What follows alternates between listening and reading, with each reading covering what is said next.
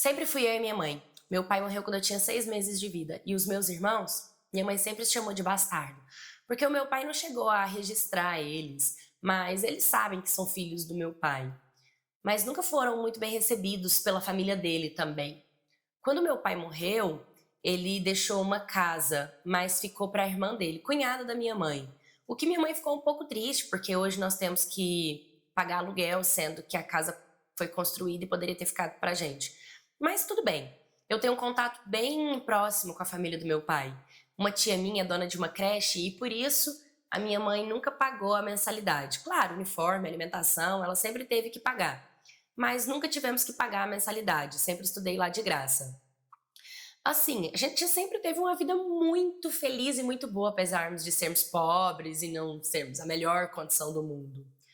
Com o tempo, depois do meu quinto ano, eu teria que mudar dessa creche, porque lá só vai até o quinto ano. E aí minha mãe me colocou numa escola pública. Quando eu entrei nessa escola pública, eu até encontrei com algumas colegas que estudaram comigo na creche, mas totalmente diferente. A garota que era minha amiga na creche já não era mais a minha amiga na escola, ela já tinha outras amizades. Ela sempre foi mais pra frente, mais ousada, então eu deixei ela na dela e não fiz amizades. Com o tempo eu fui conhecendo as pessoas, apesar de estar bastante tímida, e tinha um garoto que eu achava ele muito lindo. Ele tinha um sorriso lindo, sabe? Ele era super legal. E com o tempo, assim, ele meio que implicava comigo, mas eu amava aquelas implicâncias. Eu gostava que ele implicava comigo, me dava borboletas no estômago. Eu sabia que no fundo era porque eu gostava dele e ele gostava de mim. Então era gostoso aquela sensação. Só que com o tempo começaram a ficar bem pesadas as brincadeiras dele. Ele começou a colocar apelidos em mim e os apelidos eram nomes mais grotescos e ele tinha vários amigos babacas que repetiam o comportamento dele. E aquilo me incomodava muito. Com o tempo, as coisas foram piorando e eu sentia que já não estava mais aguentando, as brincadeiras já estavam bem pesadas e outras pessoas já estavam me zoando também.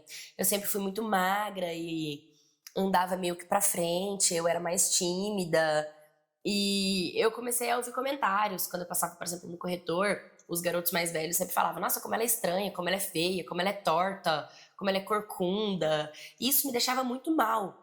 E com o tempo eu comecei a sentir que eu suava muito. E esse suor começou a ficar cada vez pior. Eu tinha um calor que eu não sabia explicar de onde estava vindo aquele calor, sabe?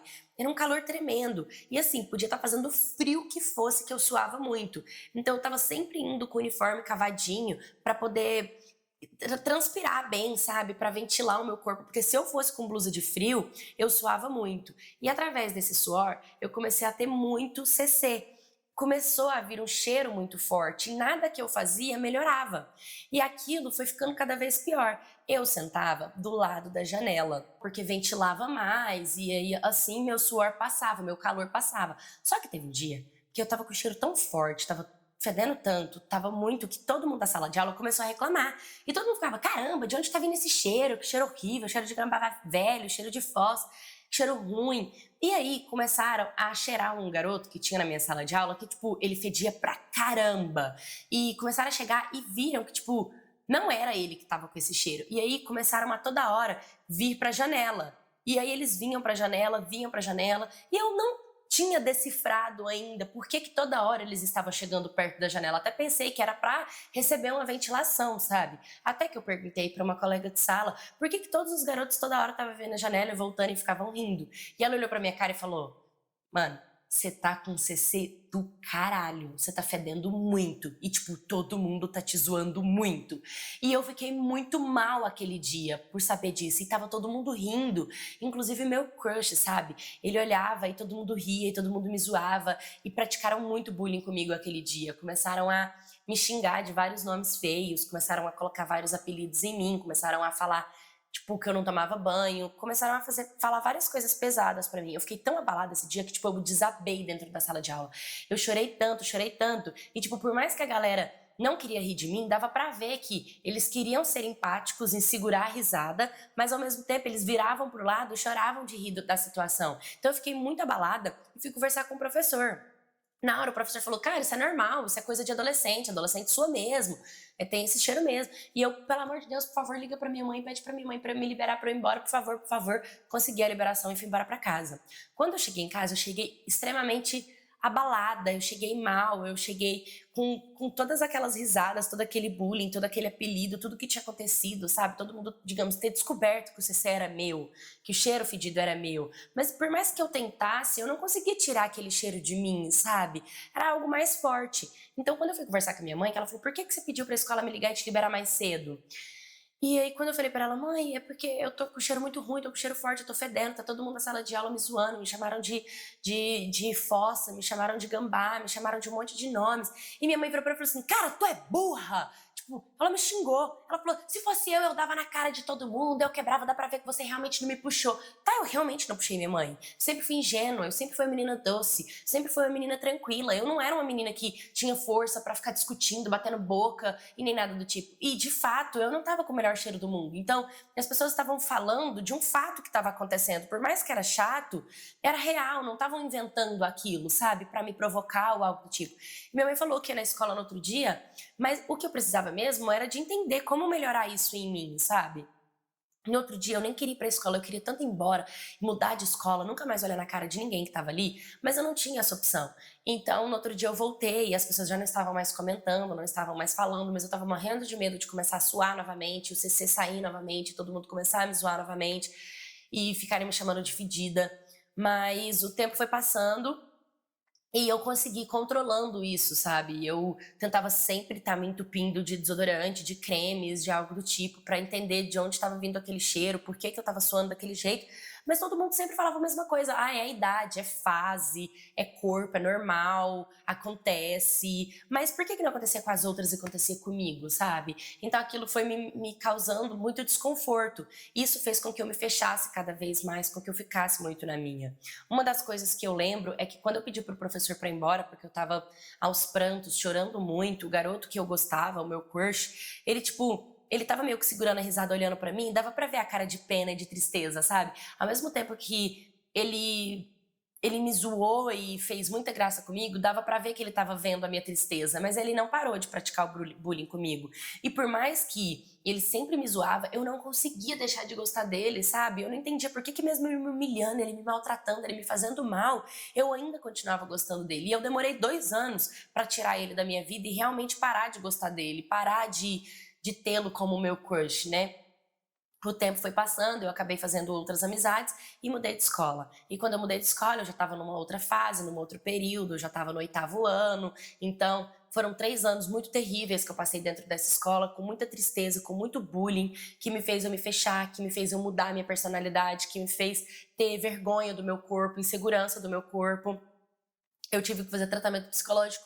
E, tipo, a psicóloga sempre me falou que pode ser que o fato dos comentários sobre o meu corpo terem me impactado de uma forma negativa, meu corpo se expressava através do suor, né? Era como se fosse, como se o meu corpo estivesse dizendo algo sobre a minha rejeição, porque eu me sentia rejeitada.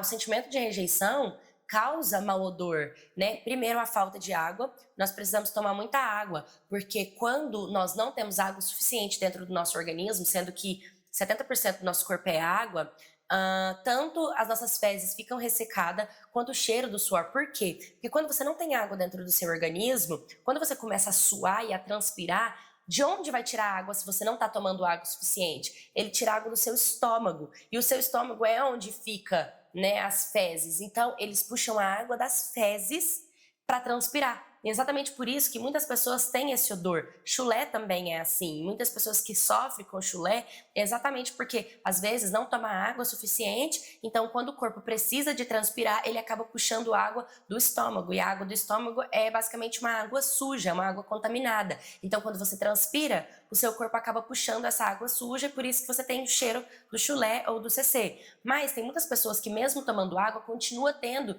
esse mau odor. E muitas das vezes pode ser um sentimento de rejeição, pode ser um sentimento de abandono. Você carrega isso tanto dentro de você que você acaba transpirando. Isso é o que você passa para o próximo. Tudo aquilo que é sentimento, que é abstrato, que é aquilo que você não consegue enxergar e ver, apenas sentir, quando está muito forte, quando tem uma potência muito grande, quando é muito expansivo acaba vindo para o físico. E muitas vezes ele vem para o físico nesse formato. No formato de suor, num formato de tristeza, de choro excessivo. Então tudo isso precisa ser tratado. A psicóloga me deu excelentes dicas, me ajudou muito nesse processo. Hoje eu tenho várias amigas que me amam, que cuidam de mim, que são incríveis. E eu fico muito feliz de saber que eu consegui superar essa fase na minha vida, que eu consegui lidar com o bullying. Oi, minha cats, tudo bem com vocês? Eu gostei bastante dessa história, pela forma que ela lidou com o bullying, né? Claro que aquela primeira reação da mãe de chamar ela de burra, eu tenho certeza que a mãe deve ter sentido aquele sentimento de raiva, sabe? Foi a forma que ela se expressou, mas esse não é o melhor caminho. O melhor caminho realmente foi ter cuidado para que isso fosse tratado, para que isso fosse cuidado, entender por que o corpo e o organismo dela estava reagindo daquele jeito. Então, o psicólogo foi muito necessário para isso. E para a gente poder enfrentar o bullying, além de você bater de frente, você xingar, você colocar a pessoa no lugar dela, a gente tem que entender como a gente faz isso de uma forma saudável, porque o outro não está sendo saudável com você, e você se contaminar, e você se intoxicar, e você devolver, provavelmente você até está mudando a sua forma de ser, de pensar, para poder se defender. Às vezes é necessário, mas às vezes não é necessário. Nesse caso, não era necessário ela bater de frente e brigar com a sala inteira, né? Ela realmente estava com CC, ela realmente estava com cheiro não agradável. E, cara, quando a gente tá do lado de alguém que tá com cheiro não agradável, a melhor coisa a se fazer é que alguém te alerte, que alguém fale pra você o que tá acontecendo, sem a prática do bullying, óbvio, pra essa pessoa se tratar, entendeu? Igual quando alguém tá com gengivite, né? Gengivite é um problema da gengiva, que às vezes você coloca, passa um fio dental muito forte, você escova os dentes com uma escova de dente que tem as cerdas muito grossa, você escova com uma pasta de dente que tem um flúor que não tá te ajudando. E o que acontece? Você machuca sua gengiva e quando você vai falar com alguém, parece que você tá com a boca podre, com a boca fedida, entendeu?